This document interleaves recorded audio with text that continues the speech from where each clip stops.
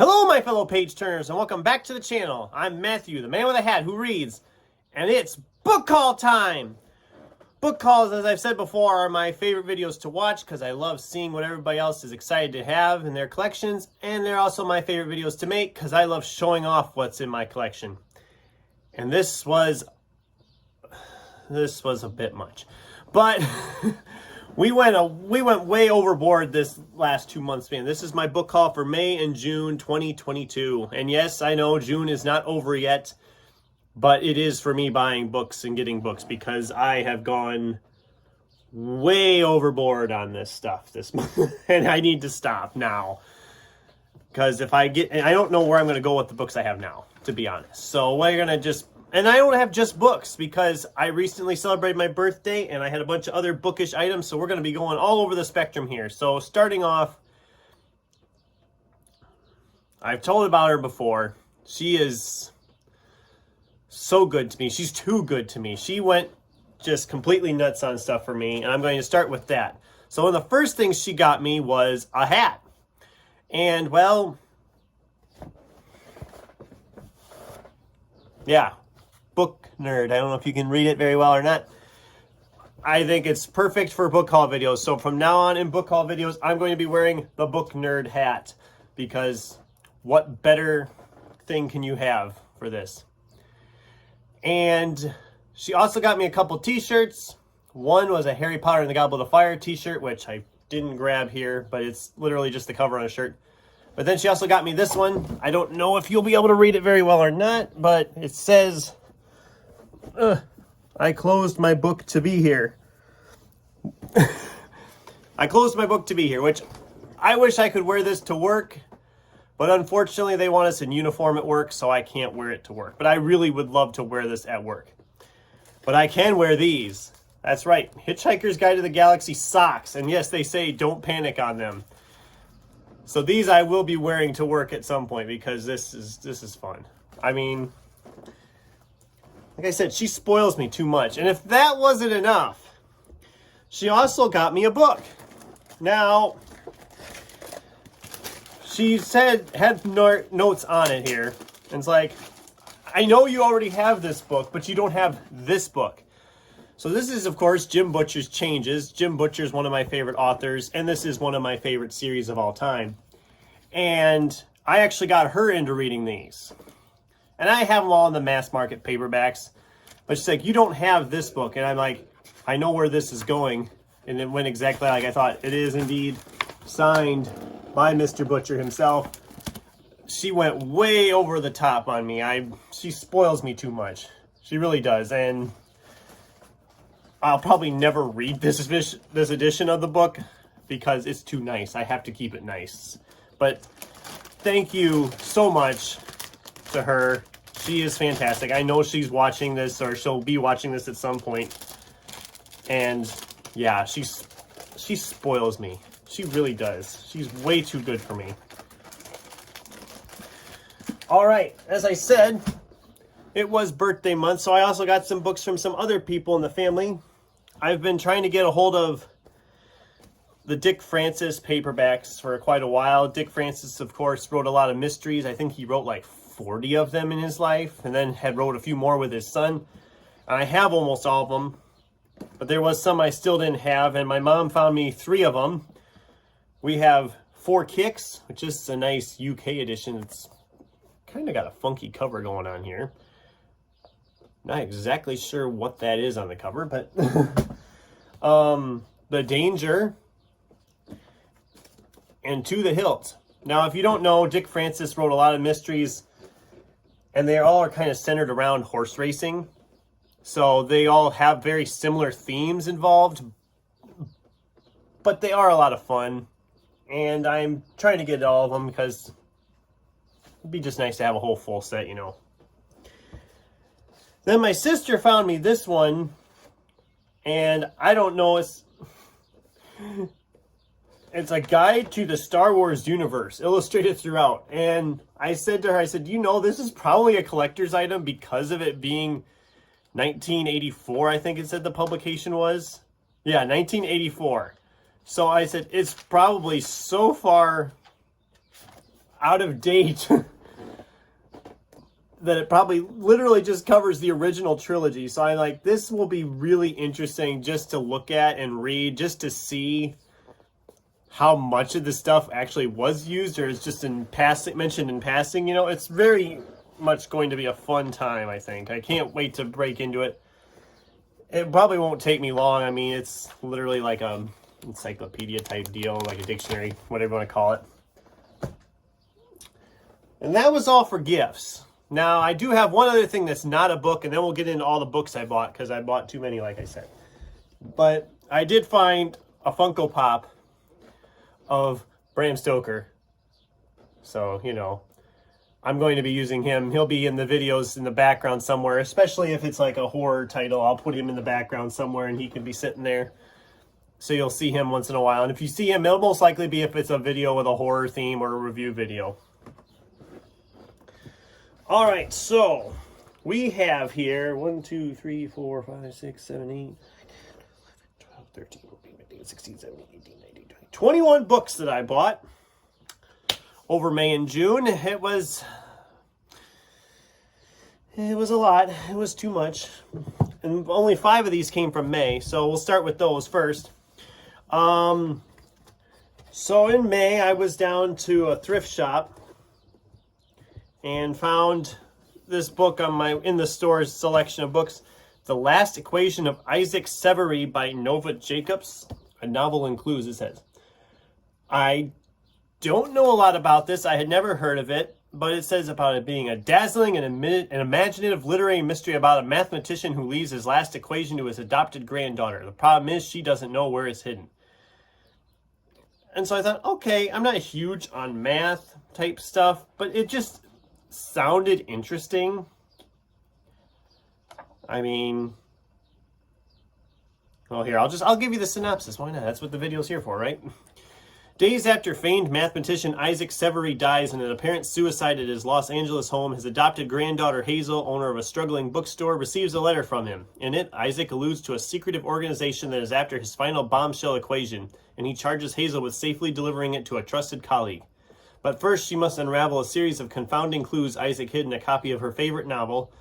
A posthumous puzzle she suspects will lead her to his mathematical treasure. And I'm like, okay, that sounds interesting. So, and if it was $4 for a nice hardcover, I thought, you know what, for that, I'll give it a try. Why not?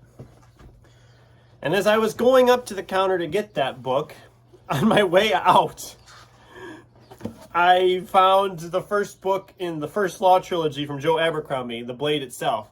I've been wanting to dive into this. I've heard really good things, but I didn't want to spend $18 on a book that I might not like.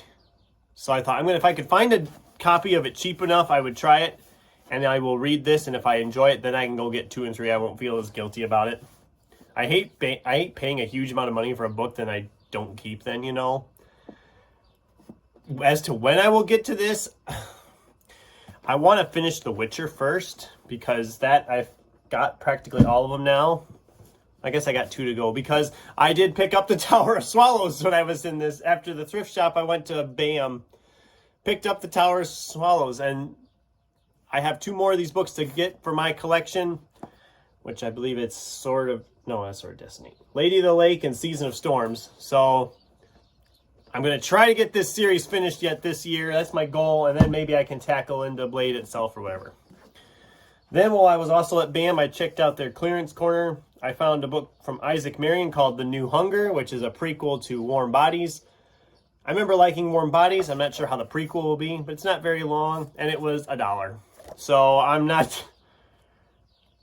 too concerned about it. It's a very quick read. I should be able to get through that one really quickly.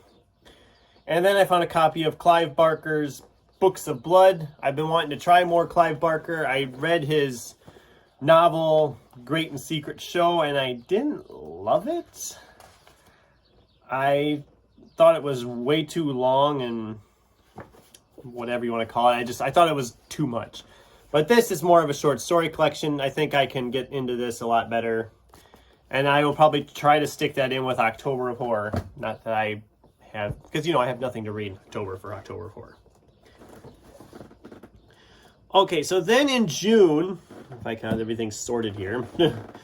In June, I made a run I haven't made in quite a while. I used to do this run all the time, and I hadn't done it for a long time, where I would go and essentially just buy a bunch of books. I used to make this, and it was like a 3-hour drive to get to the one spot. I'd hit 2 bookstores there, spend a night, then come back halfway and hit 2 more bookstores. And it was a very profitable trip for books, but not so profitable for my wallet. So the first was a bookstore. I hadn't been to these bookstores since March of 2020. I literally was there a week before COVID closed everything down here in Iowa. So I hadn't been to this bookstore in a while, so I found 6 there. Witches Incorporated and Wizard Squared is book 2 and 3 of the Rogue Agent series. It was supposed to be a trilogy, but at the 3rd book, it all of a sudden called it a series, and I guess there's a 4th one out there, but I thought it was still a trilogy when I picked these up, because I had the first one I picked up at half price here last fall or something. So I thought, well, I'll just get 2 and 3 because they were cheap. I mean, this is a used bookstore. It's a great store. They have such a huge collection of used books on hand, especially in the fantasy sci-fi genre, which is what, of course, I love. Then there was Simon R. Green's Hell to Pay, novel The Night Side. This is book 7, I believe. Is it 7? 1, 2, 3, 4, 5, 6, 7. Yeah, book 7. I've been picking these up as I find them and reading them. They're not very long. They're usually pretty fast reads. And then I picked up the 4th book in Jeannie Cox. I'm not sure exactly on the pronunciation, but her Alien series. These are literally just fluff books. I mean, they aren't. Normally, I wouldn't read these, and I probably won't even do the whole series because there's like 15, 16 of them, I guess, in the series. But I have a lot of fun reading these. The humor's great. The alien action's great. The characters are all fun. They're fun novels. You can't take them too seriously, but then I found a copy of Eric Flint's 1632. It is a little beat up, but I don't care. I've been wanting to read this book for a while about a group in 2000, and they all of a sudden, from the United Mine Workers of America, and they all of a sudden end up in the 1632. And it's a whole series also, but I just want to dive into it and try it. It's a longer book than I expected. It's close to 600 pages, but I don't know when I'm going to get to that one either. That's the truth with a lot of these. I just don't know when I'm going to get to them. And then this one, there was only 2 books in this series, and I only picked up the first one because I just didn't know anything about it. But it's called Among Thieves, A Tale of the Kin by Douglas Hulick. And reading the synopsis, it sounded very similar to like Eliza Locklamora type thing. I mean, Ildreka is a dangerous city if you don't know what you're doing. It takes a canny hand and a wary eye to run these streets and survive. Fortunately, Droth has both. He has been a member of the kin for years, rubbing elbows with thieves and murderers from the dirtiest of alleys to the finest of neighborhoods.